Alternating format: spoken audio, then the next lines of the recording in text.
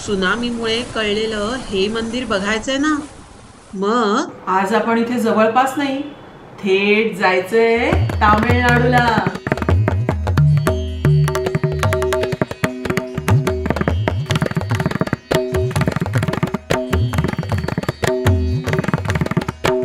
तामिळनाडूमध्ये चेन्नईच्या दक्षिणेला साधारण 60 किलोमीटरवर महाबलीपुरम येतं.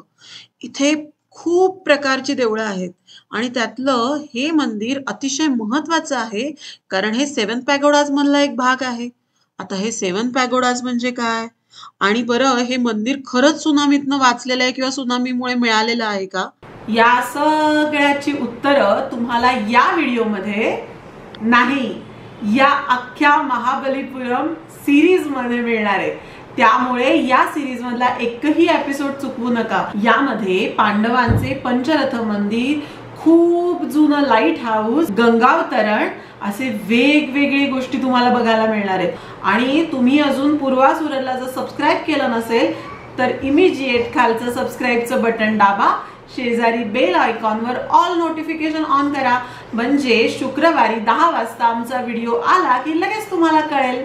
शोर टेम्पलची माहिती घ्यायच्या आधी हे जिथे आहे त्या महाबलीपुरम बद्दल आपण थोडंसं जाणून घेऊया. महाबलीपुरम हे आता जरी अतिशय प्रसिद्ध असं पर्यटन स्थळ असेल तरी सुद्धा जुन्या काळात, म्हणजे आपण म्हणू इसवी सन पहिल्या शतकापासून हे अगदी व्यापाराचं केंद्रबिंदू होतं.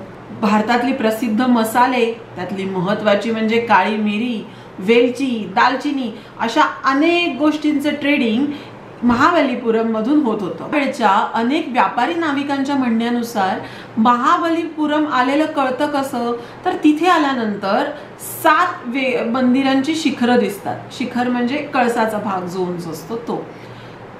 यालाच नंतर मार्को पोलो याने 7 पॅगोडाज असं नाव दिलं आणि त्यातलंच एक पॅगोडा म्हणजे शोर टेम्पल. आता हे 1 की 2, कारण इथली 2 शिखरं असल्यामुळे काही लेखामध्ये मला असं पण आढळलं की याला 2 पॅगोडाज आपल्याला म्हणता येईल. पण जरी 2 असली तर उरलेली 5 आणि 1 असेल तर उरलेली 6 अशी कुठे आहेत, हा प्रश्न परत आहेच. इतिहासाचे अभ्यासक जे आहेत त्यांचा मात्र या 7 पॅगोडाजवर विश्वास नाहीये, कारण त्याचे कुठलेही पुरावे नव्हते. म्हणजे पुढे मिळणार आहेत का, कळेल. पूर्ण व्हिडिओ तुम्ही बघितलात ना की आपोआप या प्रश्नाचं उत्तर पण कळेल. बंगालच्या उपसागराच्या किनाऱ्यावर असलेलं हे मंदिर आहे, म्हणूनच याला किनारा मंदिर किंवा शोर टेम्पल असं म्हटलं जातं. आम्ही देखील सकाळी लवकर उठून या मंदिराच्या इथे गेलो, म्हणजे आधी सूर्योदय बघायचा आणि मग मंदिराला भेट द्यायची असं आम्ही ठरवलं तर होतं. पण नेमकं त्याच दिवशी इतकं ढगाळ वातावरण होतं की समुद्रातनं असा छान वर येणारा सूर्य आम्हाला बघायलाच मिळाला नाही.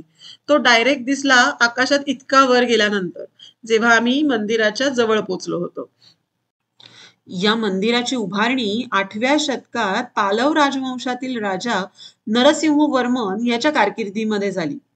इथे नीट बघितलं ना तर इथे 3 मंदिरं आहेत, ज्याच्यातलं मुख्य मंदिर आणि छोटं मंदिर हे शंकराचं आणि मधलं हे विष्णूचं आहे.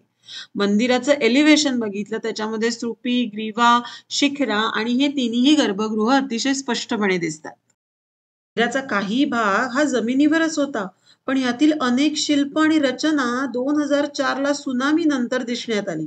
कशी माहितीये? तुम्हाला जर माहिती असेल ना तर सुनामी जेव्हा येते तेव्हा सुनामी यायच्या आधी समुद्र बराचसा आत जातो आणि हा समुद्र जेव्हा आत गेला होता त्याच्या आधी तेव्हा तिथील नाविकांना, खलाशांना तिथे खाली अनेक मंदिराचे अवशेष दिसले होते. सुनामी येऊन गेल्यानंतर अनेक अवशेष मिळाले, अजून मिळतायत आणि अजूनही त्याच्यावर शोध चालू आहे.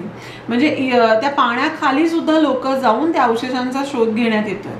पण याचं एक काम काय झालं, जे इतिहास अभ्यासक पुरावा नसल्यामुळे 7 पॅगोडाज मानत नव्हते किंवा अजूनही ते आहेत की नाही ह्याच्याबद्दल साशंक होते, ते देखील आता 7 पॅगोडाज असू शकतात अशा मतावर आले.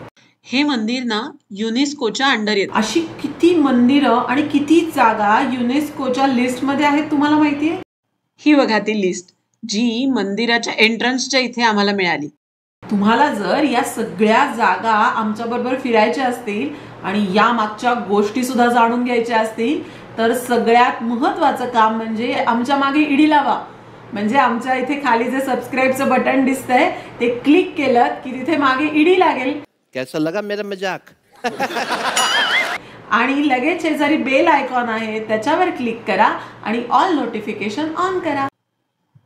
मुख्य गर्भगृहामध्ये शिवलिंग आहे असे म्हटलं जातं, पण आम्हाला आत नाही जाता आलं.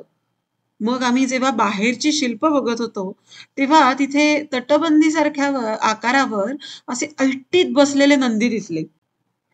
इथल्या स्थानिक लोकांकडून मला कळलं की इथे आधी म्हणजे अगदी पूर्वीच्या काळी 101 नंदी होते, पण आता त्यातले फक्त 70 ते 80 नंदीची शिल्प शिल्लक राहिलेली आहेत. पण काही म्हणा, जेवढे आहेत तेवढे नंदी इथे मस्त या मंदिराची शोभा वाढवतायत आणि सौंदर्यात भरच घालतायत. अरे ही खारुताई कुठून आली? मंदिर आहे ना हे द्राविडियन शैलीतलं आहे आणि मी जेवढी काही द्राविडियन शैलीतली मंदिरं बघितलेत या लोकांना सिंह फार आवडतो. इथे सुद्धा तुम्हाला दिसेल की स्तंभावर असे सिंह कोरलेले आहेत, जसं काही या सिंहानी पूर्ण मंदिराला आपल्या पाठीवर झेललेलं आहे. त्याचप्रमाणे इथल्या बाहेरच्या भिंतींवर ना काही गोष्टी कोरल्यासारख्या दिसल्या. तुम्ही नीट बघा हा, म्हणजे आजच्या काळामध्ये आपण कॉमिक्स वाचतो की नाही, त्याच्यामध्ये कशा चित्रकथा असतात अशाच या गोष्टी वाटतायत. गोष्टी कसल्या आहेत किंवा त्याचा अर्थ काय हा मला अजून कळलेला नाहीये. तुम्हाला जर माहिती असेल किंवा तुम्हाला हा बघताना कळला तर कमेंट मध्ये मला नक्की सांगा, म्हणजे ती गोष्ट आपण बाकीच्यांपर्यंत देखील पोहोचवू. बरोबर आहे ना?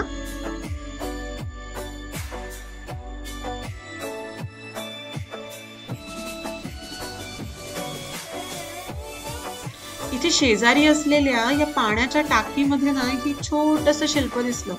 ही जलदेवता असेल का? आणि ह्याच्या या मागच्या बाजूला हा वराह अवतार पण मला दिसतो. हे शिल्प सुनामी नंतर मिळालंय बरं का. शिखर गोलाकार दिसतंय आणि शिखराच्या वरचा कलश मात्र गायब झालेला आहे. प्रत्येक नासिकेवर गणेशाची प्रतिमा देखील आपल्याला इथे दिसते. बरेचदा लांबनं आपण बघतो ना तेव्हा याचं शिखर हे धर्मराज रथासारखं वाटतं.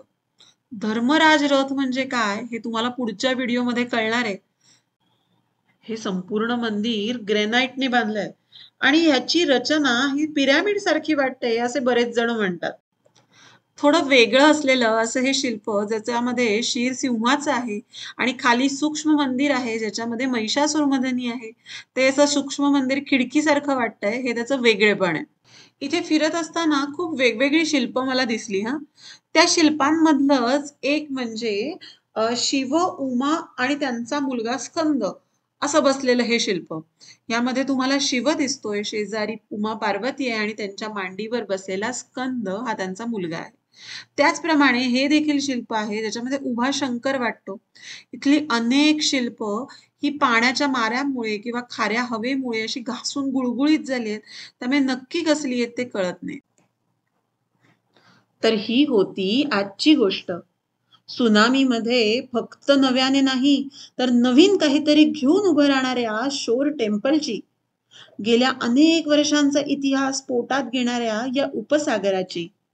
कारण या गोष्टीच असतात ज्या आपल्याला असं खिळवून धरतात आणि या गोष्टीच आहेत ज्यामुळे तुम्ही हा व्हिडिओ शेवटपर्यंत बघितलाय. त्यामुळे आता वाट बघू नका, व्हिडिओ नक्की आवडलेला असणार आहे, त्यामुळे लाईक करा. आपल्या भारताचा इतका सुंदर इतिहास तुम्हाला जर वाटत असेल की सगळ्यांना कळावा तर लगेच या व्हिडिओची लिंक तुमच्या व्हॉट्सअप ग्रुपवर, तुमच्या व्हॉट्सअप स्टेटसला, तुमच्या इन्स्टावर, अशा वेगवेगळ्या सोशल मीडियावर लगेच शेअर करून टाका. व्हिडिओ कसा वाटला हे कमेंटमध्ये मला सांगायला अजिबात विसरू नका. महाबलीपुरम सिरीज मधले अजून भरपूर व्हिडिओ तुमच्या भेटीला आता या पुढच्या सगळ्या आठवड्यांमध्ये येणार आहेत. त्यामुळे सबस्क्राईब केलं नसेल तर लगेच सबस्क्राईब करा, म्हणजे व्हिडिओ आला की लगेच तुम्हाला नोटिफिकेशन येईल. असंच फिरत राहू, भेटत राहू, वेगवेगळ्या गोष्टी शोधत राहू. तोपर्यंत बाय बाय.